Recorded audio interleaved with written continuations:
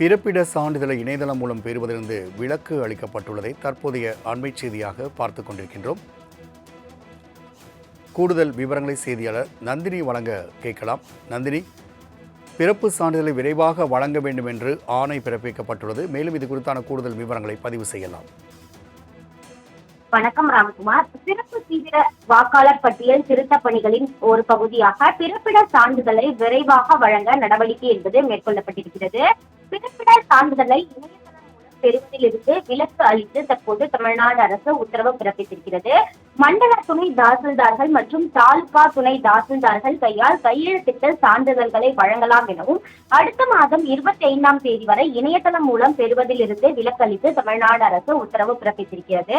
கணக்கீட்டு படிவத்தை முறையாக பூர்த்தி செய்யாத 10 லட்சம் பேர் ஆவணங்களை சமர்ப்பிக்க கோரி தேர்தல் ஆணையம் நோட்டீஸ் அனுப்பியிருக்கக்கூடிய நிலையில் தேர்தல் ஆணையத்தால் 13 ஆவணங்களை பிறப்பிட சான்றிதழ் இடம்பெற்றுள்ளதால் விரைவாக சான்றிதழ் வழங்கும் வகையில் இந்த நடவடிக்கை என்பது மேற்கொள்ளப்பட்டிருக்கிறது. அந்த வகையில்தான் சிறப்பு தீவிர வாக்காளர் பட்டியல் திருத்தப் பணிகளின் ஒரு பகுதியாக பிறப்பிட சான்றிதழை விரைவாக பெறுவதற்கான நடவடிக்கை என்பது தற்போது தமிழ்நாடு அரசின் தரப்பில் மேற்கொள்ளப்பட்டுள்ளது குறிப்பிடத்தக்கது.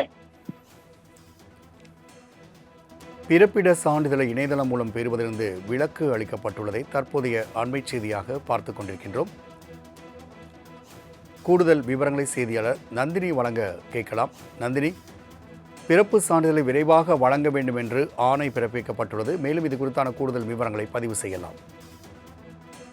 வணக்கம் ராம்குமார். சிறப்பு தீவிர வாக்காளர் பட்டியல் திருத்தப் பணிகளின் ஒரு பகுதியாக பிறப்பிட சான்றிதழை விரைவாக வழங்க நடவடிக்கை என்பது மேற்கொள்ளப்பட்டிருக்கிறது.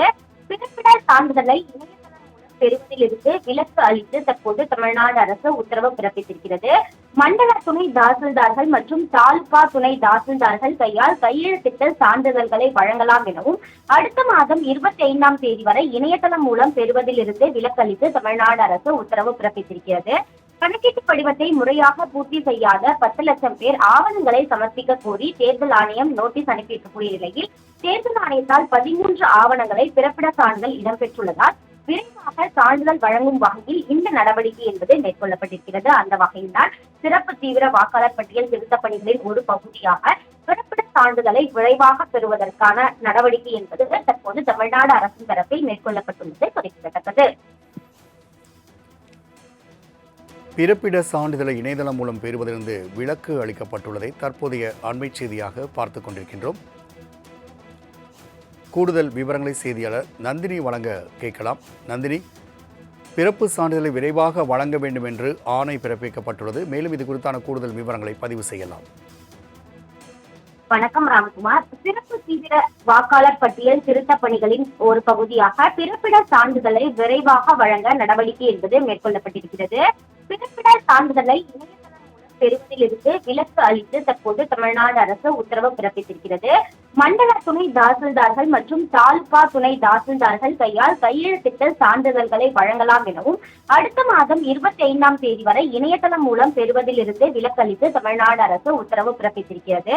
கணக்கீட்டு படிவத்தை முறையாக பூர்த்தி செய்யாத 10 லட்சம் பேர் ஆவணங்களை சமர்ப்பிக்க கோரி தேர்தல் ஆணையம் நோட்டீஸ் அனுப்பியிருக்கக்கூடிய நிலையில் தேர்தல் ஆணையத்தால் 13 ஆவணங்களை பிறப்பிட சான்றிதழ் இடம்பெற்றுள்ளதால் விரைவாக சான்றிதழ் வழங்கும் வகையில் இந்த நடவடிக்கை என்பது மேற்கொள்ளப்பட்டிருக்கிறது. அந்த வகையில்தான் சிறப்பு தீவிர வாக்காளர் பட்டியல் திருத்தப் பணிகளின் ஒரு பகுதியாக பிறப்பிட சான்றிதழை விரைவாக பெறுவதற்கான நடவடிக்கை என்பது தற்போது தமிழ்நாடு அரசின் தரப்பில் மேற்கொள்ளப்பட்டுள்ளது குறிப்பிடத்தக்கது.